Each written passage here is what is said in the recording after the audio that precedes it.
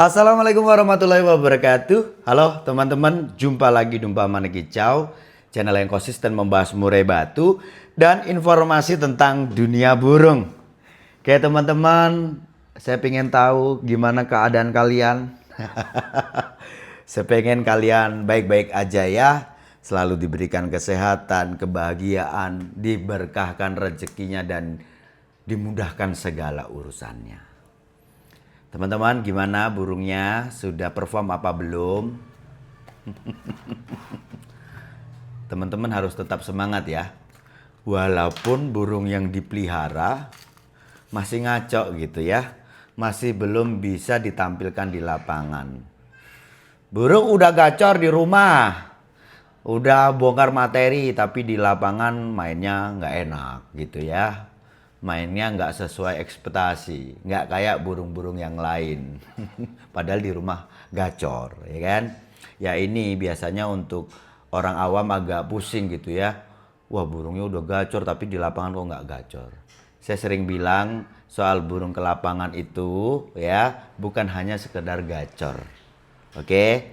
Burung yang di rumah udah gacor belum tentu di lapangan itu mau nampil.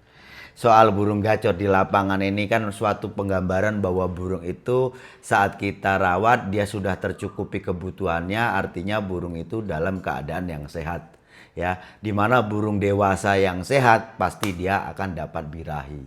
Kan begitu, akhirnya burungnya gacor. Loh Om, katanya kalau burung udah siap kegantangan itu setidaknya dia punya birahi. Nah, tanda dari burung birahi itu burungnya gacor. Itu memang betul, gitu ya. Itu untuk dasarnya begitu. Tingkatan dasarnya begitu. Jadi untuk kan bicara tentang burung lomba ini, di saat burung mau tarung dengan burung lain, ini kan harus punya kesiapan. Nah, landasan awalnya yaitu tadi birahi dan juga emosi. Nah, bicara tentang emosi di burung itu, kalau kita bicara murai batu tuh sah ya bahwa dia itu memang burung petarung. Cuma soal karakter ini tensinya yang membedakan. Ada burung yang santai ya. Ya kayak orang lah. Orang itu kamu maki-maki dia diem aja gitu. Tapi ada juga orang itu kalau dimaki udah marah-marah gitu ya. Nggak harus kamu main tangan, dia sudah marah. Ada orang yang harus dipukul dulu baru dia marah. Nah di burung itu begitu. Tapi ingat burung murai batu itu sejatinya semua adalah burung petarung. Karena dia bukan burung koloni. Oke. Om, dibikin mudah aja Om. Untuk gimana sih supaya burungnya bisa nampil. Oke teman-teman. Yang agak sulit di sini yang aku baca nih ya. Jadi teman-teman itu agak sulit untuk membedakan antara burung yang over birahi dan over emosi. Oke. Oh ini bingung aku Om. Kalau ketemu burung seperti ini kayak burungku ini nyetingnya gimana? Naik salah, turun salah, mandi salah. Nah saat kamu memberikan otak-atik pakan, terus rawatan, ini kan soal teorinya ya. Terus kamu praktekkan. Cuman kamu di sini tidak menjiwai apa yang kamu berikan itu tadi. Fungsi dari naik itu untuk apa? Fungsi untuk menurunkan untuk apa? Fungsi memberikan spesifik jenis EF itu untuk apa? Terus mandi itu untuk apa? Mandi malam untuk apa dan sebagainya. Ini coba kamu pahami ini dulu, ya. Nah, jangan serta-merta di saat burungmu mainnya kok dia banyak nampar. Oh, ini berarti EF-nya kelebihan. Ya, memang ada kasus seperti itu, tapi tidak semua. Dalam kasus burung murai batu kok dia itu nampar, kok sampai dia gerusa-gerusu mainnya gitu sampai jatuh-jatuh gitu ya. Itu gara-gara kebanyakan EF. Bahkan ada burung yang dia kurang EF, ketemunya itu ya EF ini kan satu nutrisi untuk mendukung apa? Tenaga kan begitu ya. Dapatnya tenaga ya tetap dari nutrisi ini tadi. Ada hubungannya kan begitu ya. Nah, ada burung yang memang dia itu minta tenaga yang bagus. Artinya apa? Dia perlu nutrisi yang banyak. Nah, di saat burung itu tidak mendapatkan asupan nutrisi ini tadi, dia tidak dapat tenaga. Nah, gitu ya. Nah, gini aja teman-teman yang enaknya ya, enaknya. Di saat kamu punya burung, soal burung di lapangan dia dengan ekspresinya, ya kan? Ada burung itu kerja sudah enak ya, mengekspresikan bahwa dia tarung. Ada burung itu yang kerja kurang neken, artinya burung kurang kenceng. Kan begitu ya. Terus ada burung itu yang kerjanya nampar-nampar. Ada burung itu yang kerjanya terus ada ngelowonya dan sebagainya. Nah, ini dibikin mudah saja gimana caranya melihat burung yang over birahi dan over emosi. Burung yang over birahi atau birahi yang berlebih nih teman-teman. Kita bisa lihat burung itu saat ketemu burung gitu ya. Nah, ini kalau di rumah biasanya burungnya cenderung gacor, ya kan? Di rumah gua bocor, bongkar wes. Dan nampil dan pikter gitu ya. Orang itu kan menggambarkan burung ini Victor atau enggak ini kan biasanya ya macam-macam gitu ya. Asal burung itu digoda dia nampil itu udah Victor katanya begitu. Oke lah, di rumah kayak burung seolah-olah tidak ada masalah dan burung itu seperti mana siap untuk tarung. Tapi sewaktu dia dihadapkan dengan kenyataan dia harus tarung dengan burung, malah ngaco. Ada yang dia numbur, ada yang dia itu sampai turun-turun ke bawah, ada juga yang lowo. Nah, gimana ini yang enak ya untuk ukuran birahi ini tadi yang terlalu tinggi. Jadi kalau burung birahi ini teman-teman, biasanya ya burung yang ketinggian birahi itu cenderung saat melihat burung ya, entah itu ada diawali bunyi atau tidak. Ya, biasanya itu cenderung dia itu saat menyudutkan lawan itu lebih ke arah satu burung biasanya. Tidak mencari lawan. Dia lebih ke fokus satu burung. Di situ coba dia neken. Ini kalau dia memang nampil loh ya, kalau dia memang nampil. Nah, ini ada yang terus dia tidak nampil, artinya ngaco mainnya. Biasanya sayapnya diturunkan. Dada flat tapi sayapnya turun gitu ya. Ekor itu nanti ngayun. Nah gitu ya. Itu juga dia tinggi di birahi. Terus ada lagi burung yang mainnya enak. Nyosek gitu ya. Wush. Tapi tiba-tiba aja terus sampai turun. Di bawah terus dia nampil. Wah nampil di bawah. Ini kan kayak nggak nakal ya. Cuman yang bikin dia itu hangus atau jadi nggak enak ini tadi karena apa? Dia nampil tuh harusnya di tangkringan, dia kok harus ke bawah, ya, nggak gerusa-gerusu nggak, nampil gitu tapi diteruskan di bawah di dasar sangkar. Ada yang seperti itu terus, ada lagi yang dia ngelowo, paham? Oke, nah burung seperti ini ya, kalau memang birahinya tinggi, kalau itu dia ketemu sama musuh gitu ya, itu yang dia lakukan. Nah, ada lagi itu yang dianggap sesuatu yang lebih dari itu, bukan hanya sebatas tinggi birahi, tetapi birahi yang sudah mengarah merubah karakter burung. Contohnya nih, jadi di saat dia entah itu melihat burung jantan atau burung betina ya, biasanya dia nanti ada patuk-patuk ornamen ya. Ya kalau kamu mungkin untuk melihat apakah burung ini melakukan hal seperti itu dengan burung betina, kamu kan saya rasa juga teman-teman juga tidak banyak yang punya burung betina gitu ya. Enaknya itu waktu ditampilkan atau diadu dengan burung jantan. Nah perilaku yang dia lakukan itu hampir sama kayak burung rayu burung betina. Patuk-patuk ornamen ya, kalau dia itu kan di dalam sangkar bulat gitu ya. Sangkar murai itu dia patuk-patuk ornamen atau mainan-mainan itu tadi, pintu sangkar, tangkringan, jeruji itu dipatuk-patuk gitu. Ada juga yang dia itu patuk-patuk wadah pakan. Ada juga yang dia patuk pakan terus dijatuh-jatuhkan. Ada lagi yang dia itu terbang itu di sisi pojokan lengkungan atas sangkar itu. Nah, itu hampir sama. Bisa dikatakan itu sama persis lah dengan burung jantan yang lagi ngerayu burung betina sewaktu di kandang ternak. Nah itu maka dikatakan OB yang sudah sudah tidak normal lah bahasanya begitu. Ini lebih ke merubah karakter. Nah, kalau seperti ini memang agak sulit teman-teman, agak sulit ya kan. Kalau hanya ukuran tinggi-tinggi birahi ini kita masih bisa upayakan. Oke ya, kalau sudah OB-OB seperti ini bisa diupayakan tapi waktunya agak panjang dan memang harus butuh penanganan ekstra lah ya. mudah-mudah gampang sebenarnya. Gampang itu di saat kamu bisa menerima ya, dan kamu bisa lakukan setulus hati lah ya, nggak setengah-setengah ya, totalitas gitu ya ini. Nah oke, teman-teman ya, jadi itu burung-burung yang ketinggian birahi.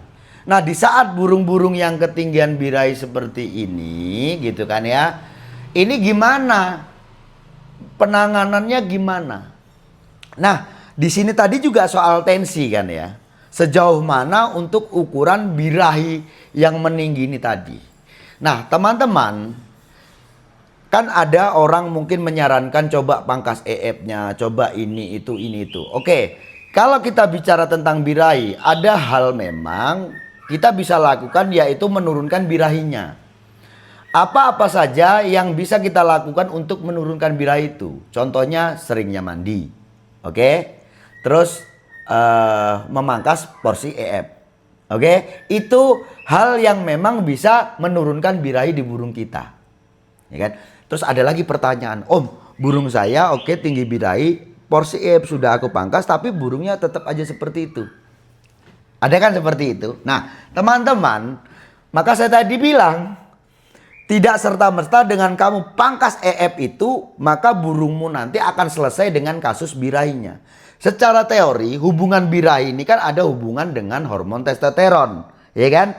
Hal-hal yang meningkatkan hormon testosteron seperti mana cahaya, penjemuran. Ya kan? Terus apa? Pakan. Oke? Itu hal-hal yang bisa menaikkan hormon testosteron. Nah di saat ini kita pangkas, normalnya harusnya kan itu kan seharusnya kalau dalam teori itu kan turun. Paham kan ya? Oke. Nah ada lagi cara lain, yaitu dengan kita kepar ya. Di saat burung kita kepar, maka daya tahan tubuh dia akan burung itu untuk ukuran tenaga pasti akan turun. Kondisinya pasti akan turun karena dia kecapean. Ya kan? Apalagi kita takut-takutin waktu kita gebrakin, waktu kita kepar itu tadi. Nah, yang terjadi apa? Di situ akan muncul ya hormon, di mana hormon ini akan menekan hormon testosteron. Paham kan ya? Maka istilah orang itu tadi untuk menyelesaikan permasalahan birahi dengan kita naikkan emosinya. Keparan itu bisa kita berikan. Hormonnya apa Om? Kortisol, ya kan? Itu naik, maka dia akan menekan hormon testosteron nantinya. Oke, itu bisa kamu lakukan juga. Nah, teman-teman, kalau kita bicara tentang EF ini tadi saya singgung bahwa menurunkan EF ini tidak serta-merta bisa menyelesaikan permasalahan UB seperti ini. Ada juga burung yang dia tinggi birahi karena masalah tenaga yang dia tidak ada, akhirnya mainnya ngayun. Paham kalian? Ekornya ngayun itu loh. Paham? Lur. Kayak burung gak punya tenaga gitu loh ya. Mau ngecun-ngecun mungkin sekitar 4-5 menit, setelah itu cuman cenul. Gitu. Birahinya tinggi, tenaganya nol. Nah kalau kita sudah bicara tentang tenaga, kan kita kembali lagi ke EF dong.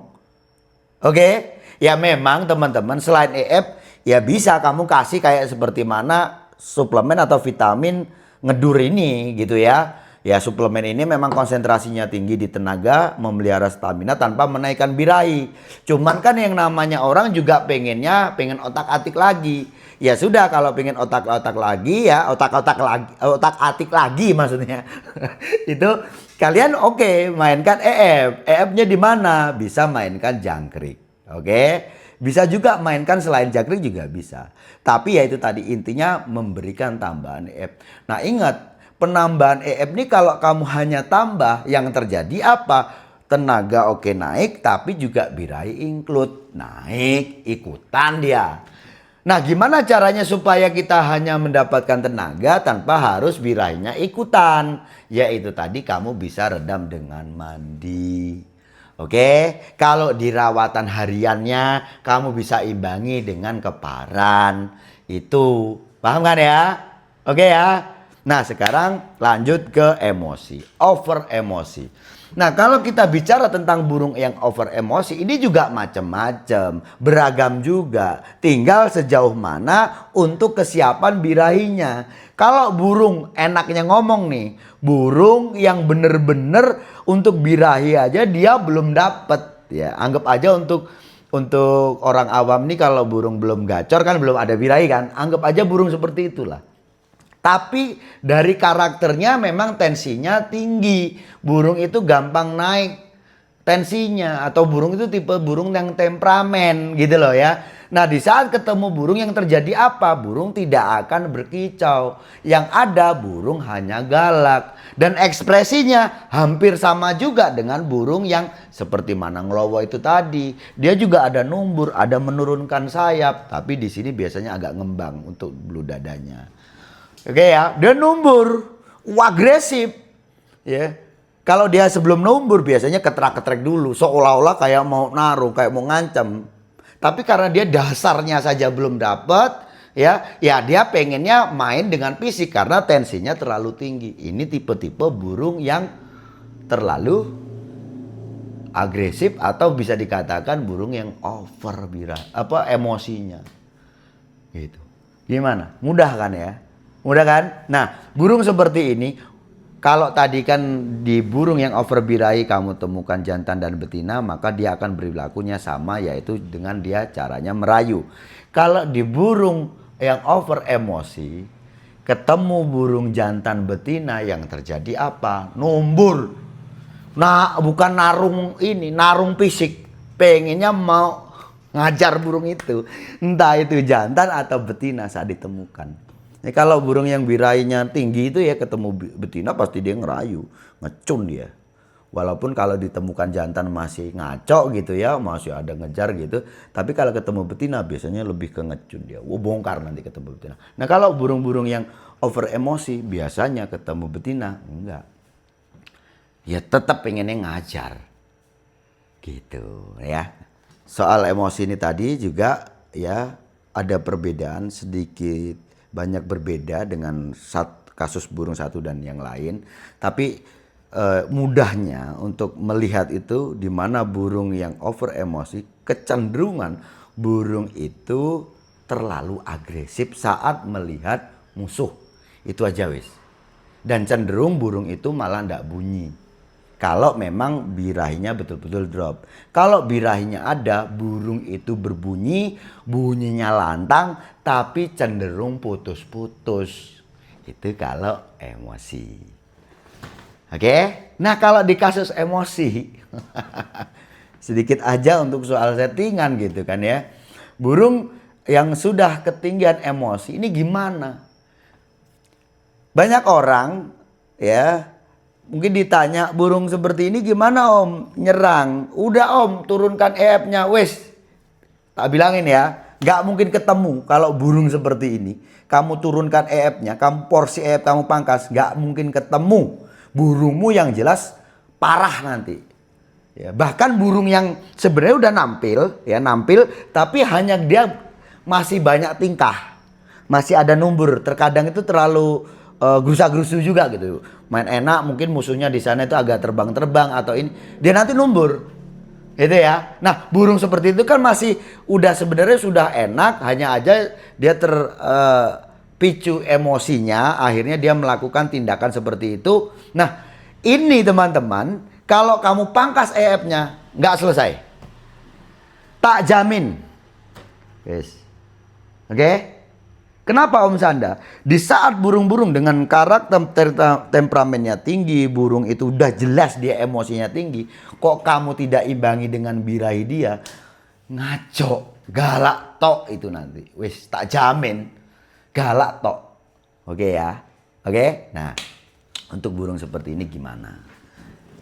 Udah ketemu kan burungmu yang kamu rawat itu kecenderungan temperamen. Oke ya. Nah, di saat burungmu seperti ini, apa yang harus kamu lakukan yaitu imbangi saja untuk birahinya. Kalau dirasa burung itu tadi seperti mana saya contohkan, kalau dia masih terbang dengan menuju dengan ngetip tapi dengan nembak, artinya ada birahi. Oke ya. ada birahi. Nah, di sini kalau kamu imbangi dengan birahinya lagi, kamu naikkan birahi ini tadi, kemungkinan besar burungmu nanti akan lebih enak. Kalau di situ kurang enak, kamu bisa juga turunkan emosinya. Cara untuk menurunkan emosi gimana? Kamu bisa turunkan tensi. Dengan apa? Dengan mandi. Mandinya apa? Ya kamu bisa rutinkan, tapi porsi kamu tambah untuk waktunya. Mungkin sore hari yang paling umum ya, kamu bisa tambah. Dirasa kurang, kamu bisa berikan mandi malam. Oke? Mandi malam nih udah nih. Nah, hariannya kamu bisa ablak saja. Untuk burung-burung yang jelas ada emosi seperti ini. Ini kalau burung-burung terlalu tinggi emosi kan yang bisa dikatakan tidak. Kalau tadi kalau burung yang over birahi yang dikatakan tidak normal kan ya. Dimana burung itu sudah kecenderungan arah dari meningginya birahi itu arahnya selalu ke arah reproduksi atau arah ke kawin. Nah, kalau di burung yang tipikal burung-burung yang gampang emosi atau burung-burung yang temperamen, semakin meningginya emosi ini tadi arahnya tuh selalu menyakiti dirinya dengan melampiaskan menyakiti dirinya. Yaitu tadi ujung-ujungnya apa? Ada cia. Seperti itu. Oke, Om, kalau burung seperti ini EF-nya gimana? Yaitu tadi saya bilang EF di sini malah ada dua arah itu nanti ya. Satu untuk ngimbangi birahinya. Dua, bisa jadi itu akan menjadikan tenaga untuk burung itu. Ingat, burung di mana? Anggap aja udah ketemu nih. Burungmu tanpa menaikkan EF, kamu hanya mainkan dengan mandi malam. Terus harian di ablak, udah ketemu nih. Udah enak. Burungnya mainnya nggak gerusa-gerusuh. Tapi ada masalah nih. Di sesi akhir burungmu ada nyerang.